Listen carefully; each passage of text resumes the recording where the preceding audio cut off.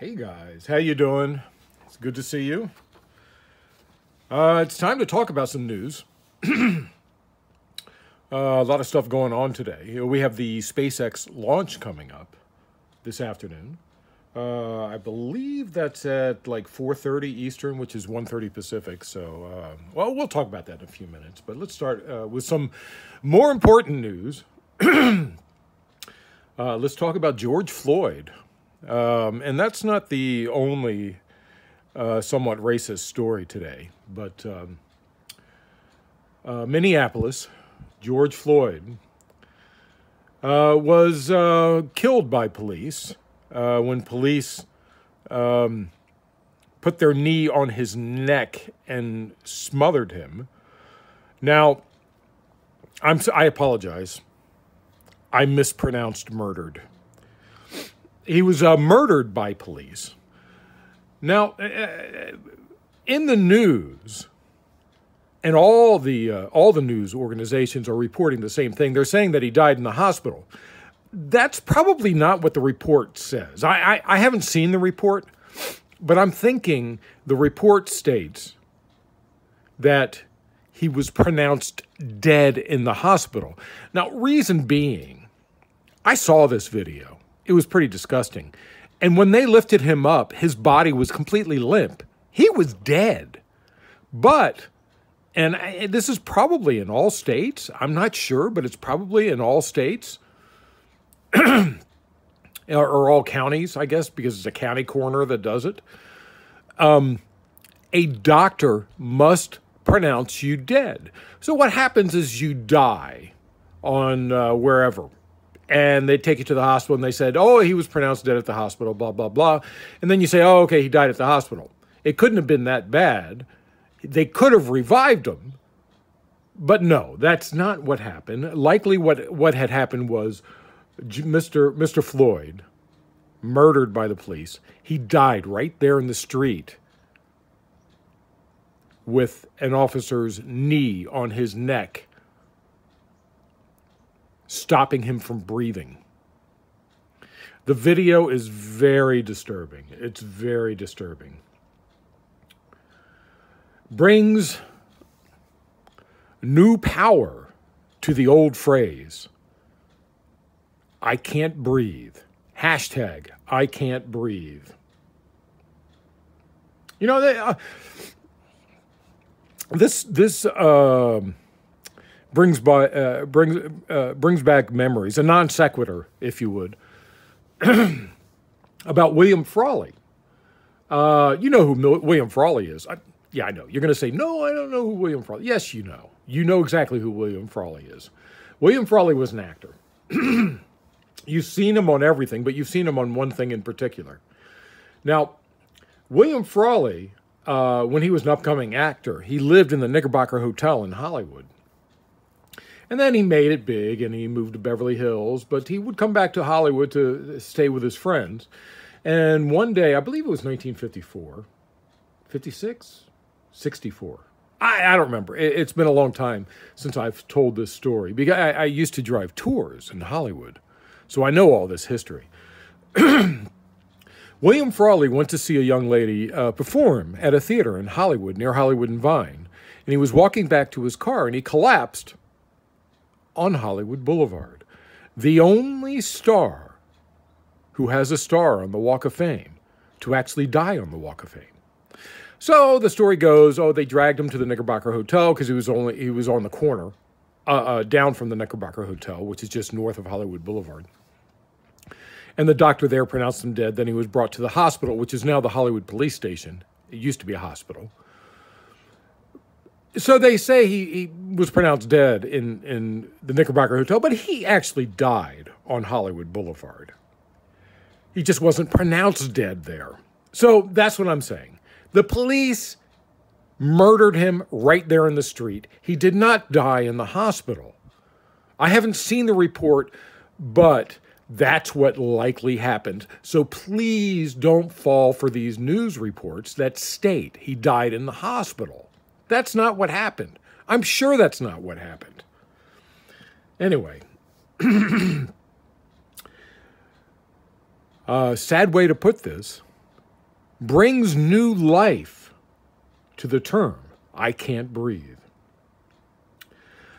Next in the news, let's talk about the president and Twitter tweets. Can the president claim mail-in ballots cause fraud? Well, it's funny he would do that, considering most mail-in ballots are from Republicans. Republicans, on the whole, do a lot of mail-in balloting. So if he's claiming that Republicans are doing massive voter fraud, you know what's really funny about that? I haven't checked in a long time, but last time I checked, which I think was 2012, there were 9 incidents of voter fraud. And of those 9 instances,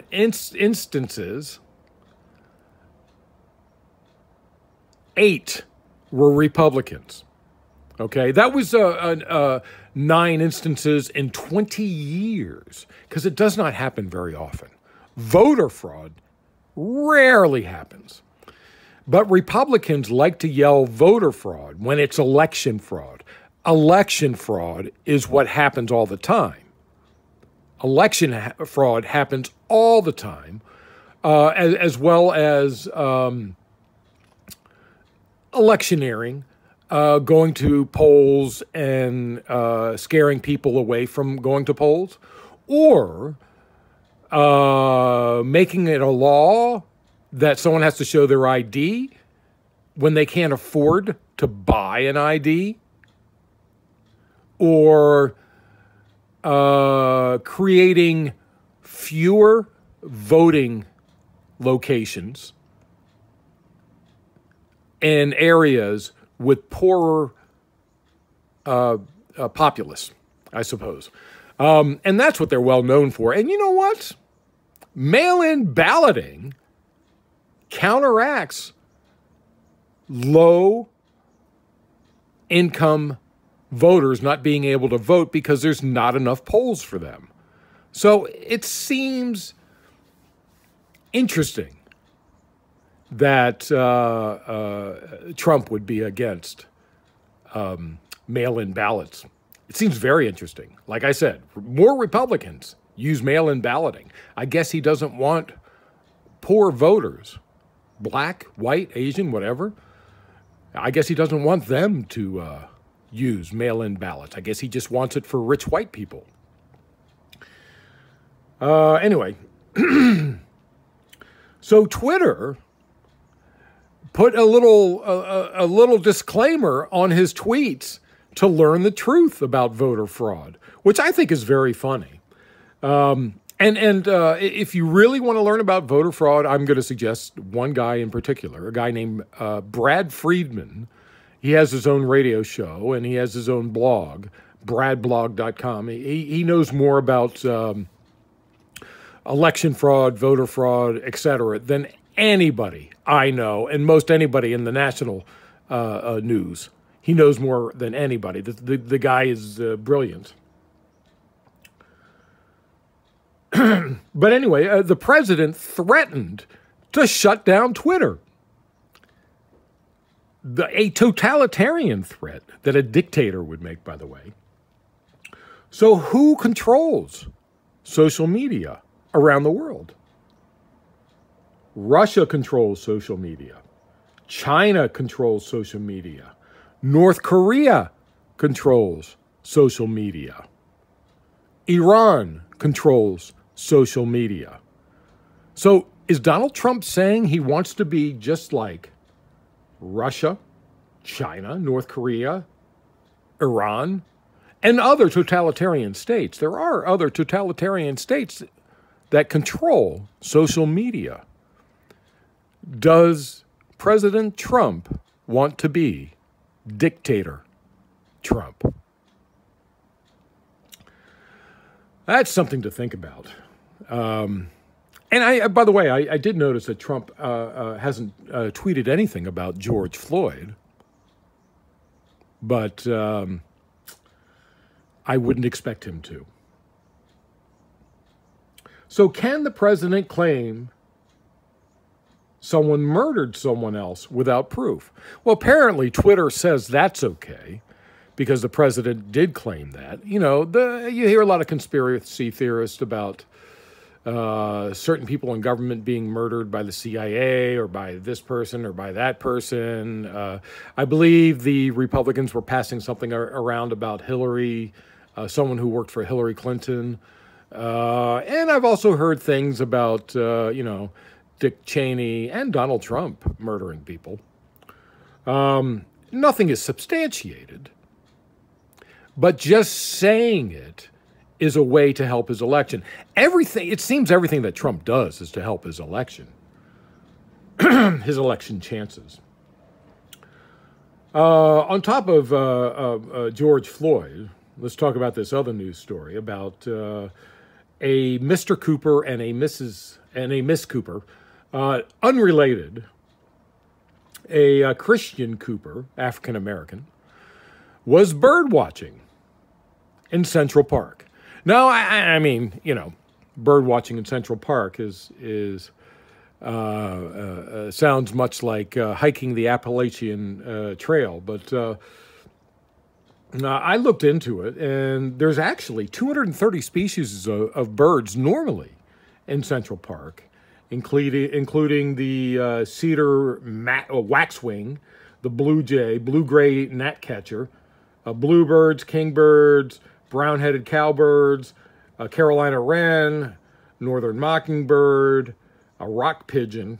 I'm sure there's plenty of pigeons. Red-winged blackbird, Baltimore orioles, and, of course, my little chickadees. There's chickadees there, too. 230 species, they say. And you think about the size of Central Park. Central Park is pretty big. I mean, we have Griffith Park here in Los Angeles. That's like 4,000 acres. Central Park, in the middle of the city, there is 840 acres, which is, if you think about it, the average golf course is about 160 acres. So that's like, what is that? Is that like 5 or 6 times the size of an average golf course? That's sort of big. It's not really big, but it's kind of big. I mean, for being in the middle of the city, that's plenty of room for plenty of species of birds to hang out. So he was bird watching, hiking the Appalachian Trail. Is it the Appalachian? Doesn't matter. He was bird watching, and a young lady, Amy Cooper, was walking her dog, not on a leash, in a place where leashes are required. Sort of like what they do here in Griffith Park and in Runyon Canyon and up at Lake Hollywood, which is, it's actually illegal, and sometimes people do get tickets. So anyway, she was walking her dog off leash, and she threatened Mr. Cooper by saying she would call the police and claim a black man is harassing her. This is sort of a racist thing that people do. They say, hey, you know what? This is like saying, you know what? I'm white. If I call the police, who do you think the police are going to believe? A black man or me? That's basically what she's saying. She was threatening him with calling the police. It's a good thing he was recording it, because we could have had another George Floyd incident. But yeah, he was recording it. It's pretty disturbing what people do. Now, I have never done something like that. I've done something similar. There was an African American man jaywalking, and I saw him jaywalk, and he came to my side of the street, and I said, dude, you're in Hollywood. You're actually African American, and you're jaywalking here? That's kind of scary, because you can't trust the police anywhere. Basically, I wasn't threatening him. I was just saying, hey, I understand your plight, and I would be concerned about jaywalking here, because the police can stop you for anything they want. I mean, they've stopped me for stuff. I've had police pull me over with guns drawn because my tags had just expired and I had forgotten about them. It was kind of funny. But they had guns drawn, and they told me to roll down my rear windows because I tinted rear windows. By the way, if a cop ever pulls you over for tinted rear windows and you don't have tinted front windows, just tell him he's full of crap, because it is completely legal to have tinted rear windows. It's just not legal to have tinted front windows in some states. I got pulled over in Kentucky for that. Or was it Kentucky or Tennessee? Oh, Tennessee. I was driving cross country. I got pulled over for tinted rear windows, and I called him out on it because it's pretty much anywhere, any state, it's tinted front windows, not rear windows. And then he went on to say, because I have a California tag, that's why he pulled me over. And he said, "You don't happen to have one of them marijuana cards, do ya?" He was trying to find marijuana on me, and he was using rear tinted windows as a reason to pull me over. Cops are such friggin' criminals all over the country. Anywhere you go, they'll do anything they can to arrest you. You know, it's pretty horrible. Anyway, Amy Cooper, she got fired from her job. She works in the financial sector. They didn't like very much, and I think they also recognized that it was probably bad for their public image to allow her to keep her job. I'm sure they didn't do it because they thought she was racist. I'm sure they fired her because it was bad for their public image if they didn't. That's what happens. Now, excuse me, I'm losing my voice here. Elon Musk with Jim Bridenstine, he's the NASA administrator, they are going to be launching the SpaceX rocket today, the Falcon 9 heavy rocket. I believe it's the heavy rocket. They have a light one and they have a heavy one. The heavy one just has extra fuel on it. I believe it's the heavy one. Three-stage rocket. Now this rocket pales to the Saturn V rocket, which is about 40% larger. Saturn V rocket from the 60s and I believe the 70s. It's about 40% smaller, I think. That's approximate. I forget. The Falcon 9 is 229.6 feet high, which is, for you looking at buildings, it's about 21 and a half stories. About 21 and a half stories. So that gives you an idea. That's a pretty big rocket. But the Saturn V rocket, I believe, I could be wrong, I could be off, but I believe it's 35 stories. 35 stories. That's a big damn rocket. Anyway, now it's supposed to launch at 4:33 Eastern, which is 1:33 Pacific. The nearby Patrick Air Force Base has been watching the weather, and they started out with a 60% chance of rain and clouds, which probably would have scrubbed the launch. But the weather outlook has been improving. Before it was 60-40, now it's 40-60.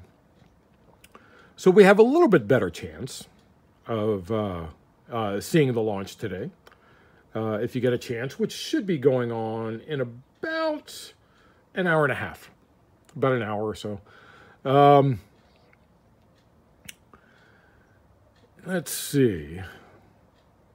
The Falcon 9 heavy rocket has a payload of about 13,000 kilos. I think there's 2.2 pounds per kilo, so you can do the math on that. That's like a little bit more than 30,000 pounds. And it's a liquid oxygen and rocket-grade kerosene rocket, three-stage rocket. All three stages have liquid oxygen and rocket-grade kerosene. I'm not a rocket scientist.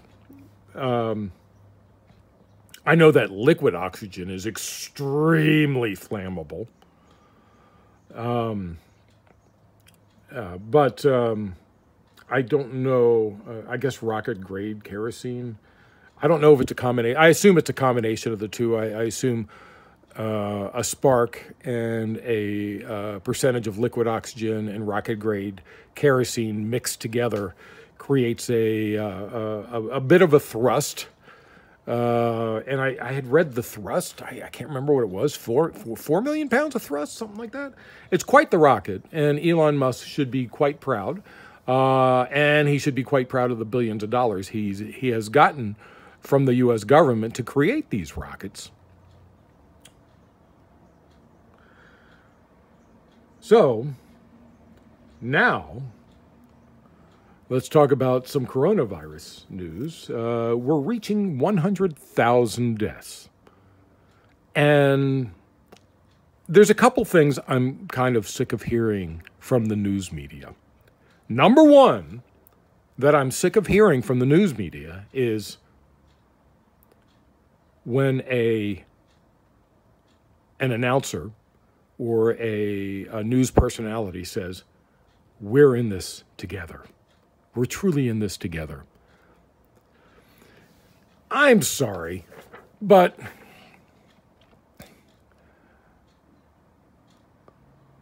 what? I'm not broadcasting from my game room. I'm not broadcasting from my pool house.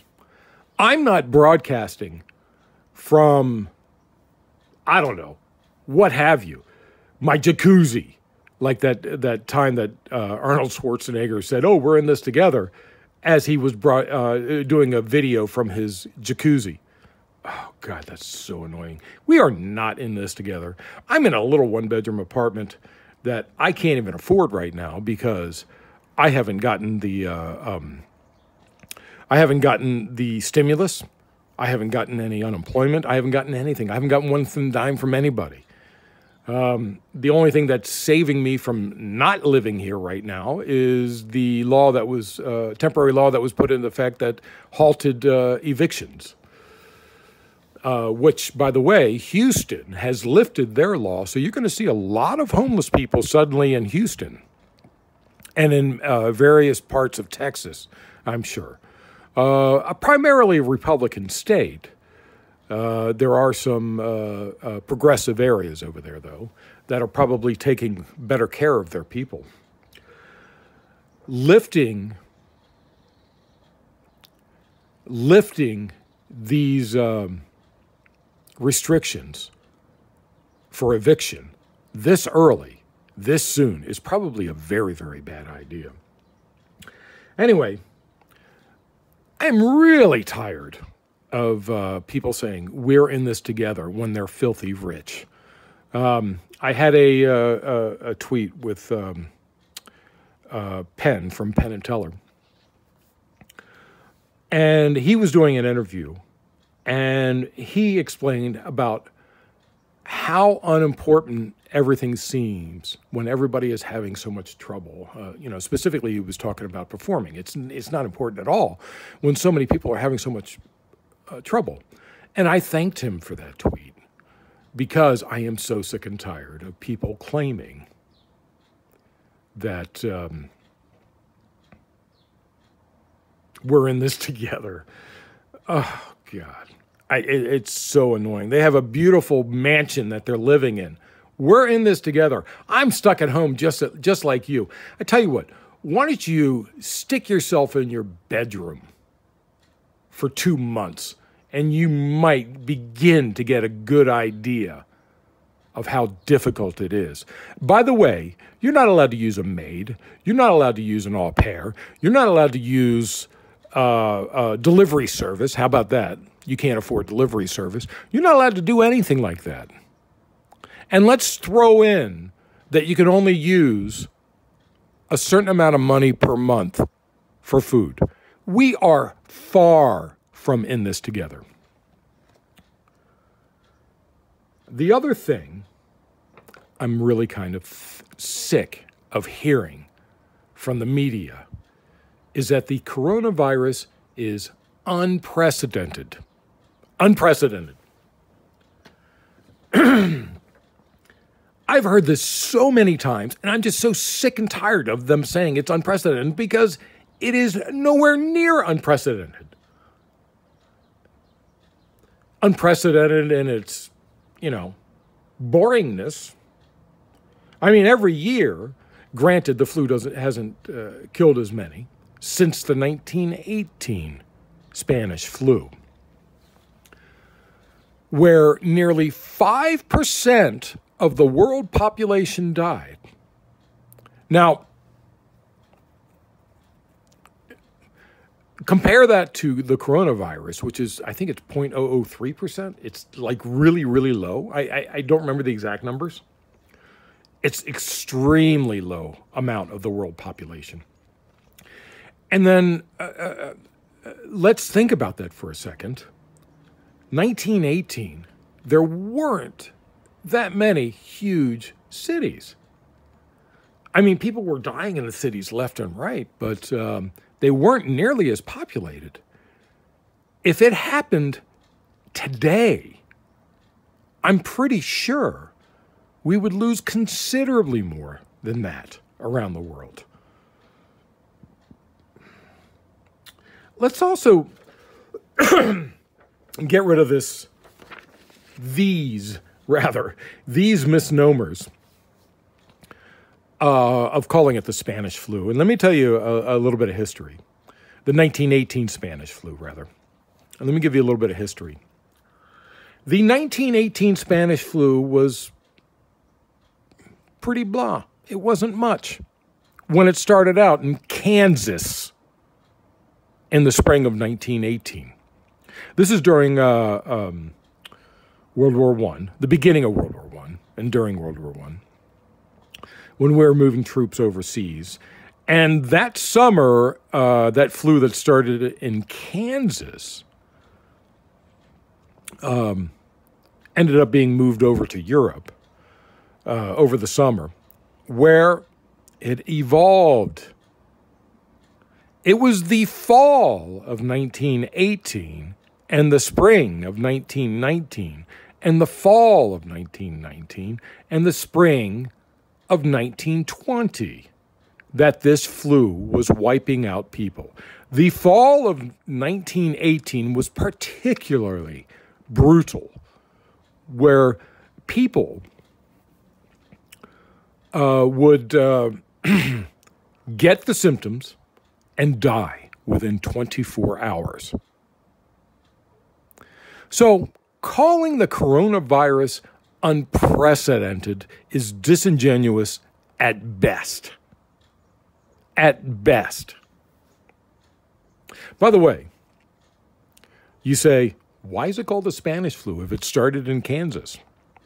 Well, while our troops were over fighting in World War I, the Allies and in the United States, they did not want to inform the public about the flu. They didn't want the enemy to know about it. They didn't want the public to know about it. They didn't want to know how bad it was during the war for obvious reasons. Spain was not part of the war effort. So they were the ones doing all the reporting on the flu and how deadly it was. So after the fact, this evolved into being called the 1918 Spanish flu. That's how it got its name. Which brings me to, again, and I've talked about this before, my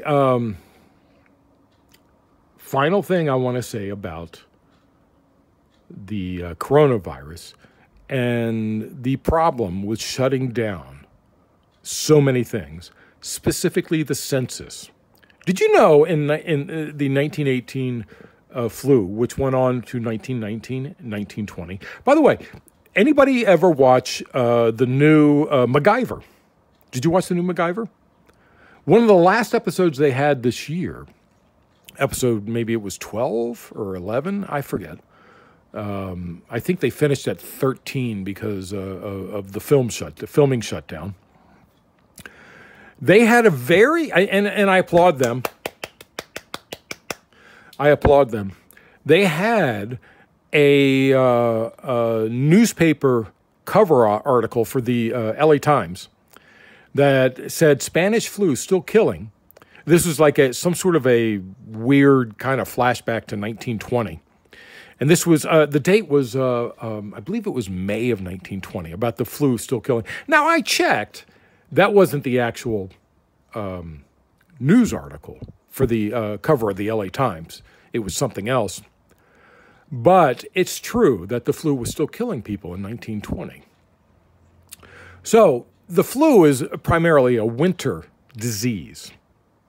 Goes away in summer. I mean, it's still there, but it doesn't spread as much. So you wonder, okay, well, the census in 1920, they must have delayed it, right? They must have delayed the census. They didn't. In fact, they started early.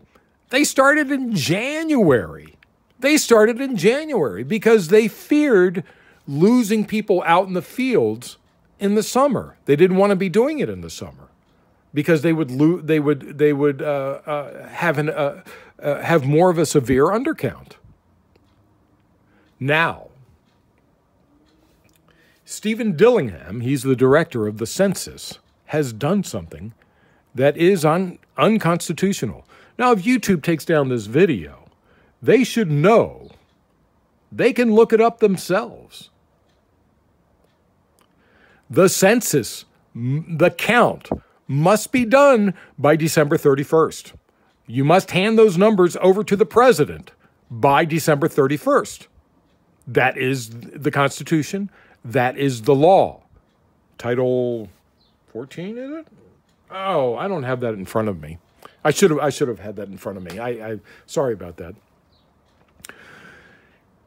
Now, in March, after about a week after I called the PIO, Press Information Officer, and asked some questions, I said that it's illegal to delay the census past December, that they cannot do that without congressional approval. And seemingly a week right after that, Stephen Dillingham announced that he was delaying the enumeration, the finishing of the finalization of the enumeration, the giving of the numbers to the president until April 30th. Now, what does that do, April 30th? It's only a 4-month delay. How bad could that be? Well, let's think about this. First of all, we have to say that January 3rd of this year, U.S. News and World Report reported that the Republicans are going to lose representation in the census. They already know it. They're losing lots of representation.